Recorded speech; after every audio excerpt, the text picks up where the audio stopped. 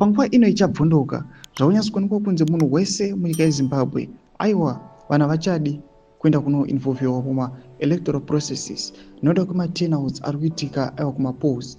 Panapa zvinyatsokubuda pachena sandapinda mashoko nedhata ari kuanalyzwa panapa nawo neBBC zvinoratidza kuti aiwa kushayikwa kwaNelsonchamisa aiwa paground zvinotsokonzeresa kuti vanhu vasava active muma-electoral polls. Nobva subscribe like on the bell icon.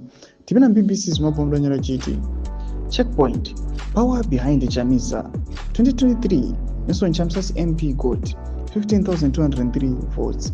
That was ZANU-PF 3,112 votes. Come 2025, ZANU-PF got 3,404 votes without Chamisa. More than 14,000 voters stayed away. What does this mean? Those who are crying about Chamisa are not his supporters.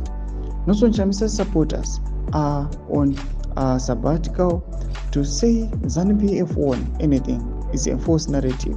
ZANU got almost the same vote they got in 2023. NelsoncHamisa remain the best foot forward.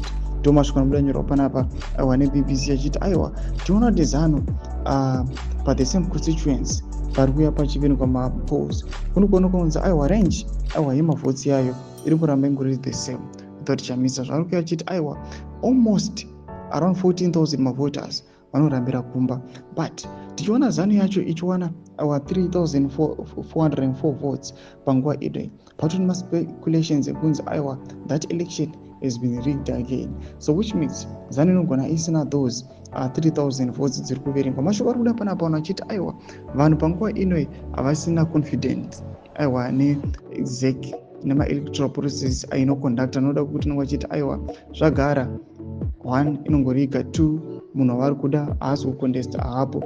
Modzi mafungiro enyu matudi pamusoro pechitiko ichi pina comment section medu. Modzi mafungiro enyu musana subscribe or like, turn on the bell icon.